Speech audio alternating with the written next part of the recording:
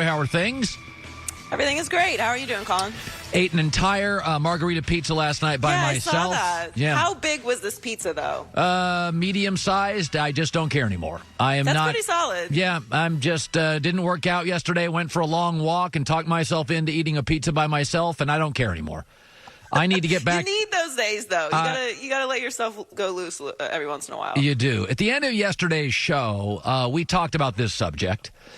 Brett Favre was on a radio show, TV show, and he started talking about Aaron Rodgers and the Packers selecting Jordan Love with their first pick when the team has other needs, obviously.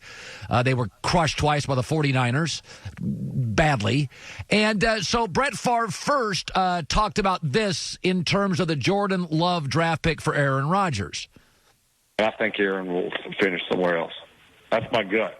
I guarantee you this, and I don't know this for certain, but I guarantee you it's got the wheels turning in Aaron's mind, which if that's the case, then that means that there's a chip on his shoulder towards the organization that otherwise was not there. And so all he needs is a reason other than this reason to expedite that.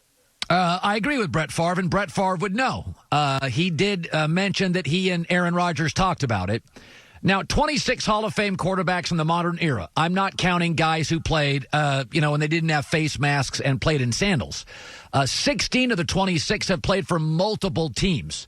And 3 other first ballot Hall of Famers, Brady, Peyton Manning, and Drew Brees, will go in soon, and they also played for multiple teams. That's the era we live in. Okay, LeBron's played for a couple, Shaq 6, KD 3. Why can't quarterbacks? In fact, if we didn't have a franchise tag, I believe many of the quarterbacks in the NFL over the last decade would play for multiple teams. Len Dawson did, Favre did, Jim Kelly, Montana, Warren Moon, Joe Namath, Fran Tarkenton, Steve Young. Troy Aikman only played for Dallas, but when he retired, he considered coming back to Miami and was training to come back to the San Diego Chargers. So Troy Aikman was a guy that transferred in college, who would have played again if somebody picked him up and paid him the money. This is the new world we live in. People play for multiple teams. Our dads, our moms used to work for one company for a long time. If you had one major job transfer in your life, it was a big deal. Now you move. You're mobile. You may start your own business. You go to a different corporation. So I do think, and I will say this, I think there's 3 teams, because he can't do it for 2 years because of the cap hit. He can't. So Aaron's not going to move this year, and he's not going to move next year because of the cap hit. But just think 2 years down the road. I can think off the top of my head of 3 perfect fits. Let's say Justin Herbert doesn't move the needle for the Chargers. They play him a little this year. Doesn't work. Next year, they give the reins to him. Really doesn't work. It's L.A. They're not selling tickets. Rams are selling out. They're not selling tickets. LeBron's in town. Kawhi's in town. Dodgers in town. USC football's rolling. Aaron Rodgers has a house in Malibu. You don't think the Chargers... He'd be 38 in 2 years. Here's the second team, San Francisco 49ers. Garoppolo's been hurt a couple of times. Kyle Shanahan is tired of losing big games. He's tired of being in those Super Bowls as a head coach or a coordinator and losing leads. Aaron played at Cal. House in Malibu again. 49ers in 2 years. Garoppolo gets hurt or underachieves. Contract's over. Boom. How about the Saints? Drew Brees plays this year. Then they segue into either Jameis Winston next year or Taysom Hill. Sean Payton's like, yeah, that's not working for me. Boom. Aaron Rodgers with Sean Payton. So those are 3 right off the top of my head that make complete and total sense for Aaron Rodgers. He'll be 38 as long as he stays healthy. He's a smart guy. He eats right, takes care of his body. If he doesn't have another collarbone surgery, Chargers, Niners, Saints, in a second. I mean, and by the way, Brady to Tampa, if I'd have said that 2 years ago, you would have said I'm an idiot.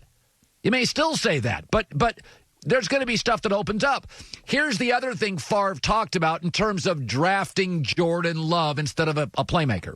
He was, let's just say, surprised that they went in that direction. And I'm not surprised that he reached out to Jordan, being in a similar situation himself 15 years ago. And we had a great relationship in spite of what he was basically caught up in the middle of a hornet's nest, if you will. I don't foresee that happening here. So let me just address this. People look at Jordan Love as bad news for Aaron Rodgers. Take the telescope and turn it around. If Aaron Rodgers, and we know he's been frustrated before by people in the organization, in 2 years, if Aaron Rodgers is done and can get out, you know why? What would have to happen for the Packers to be willing to do it? Jordan Love's good.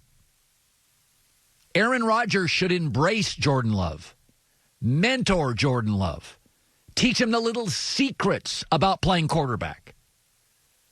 Don't see Jordan Love as a liability. See him as an ally.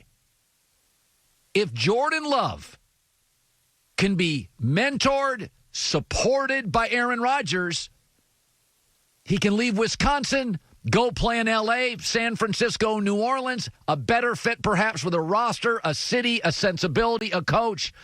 This is the classic, turn the telescope to the other side.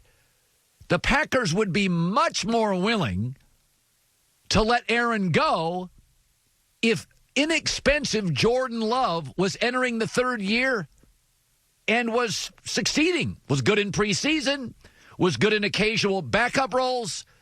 So, and I think Aaron's smart enough to see this, that he's going to be 38.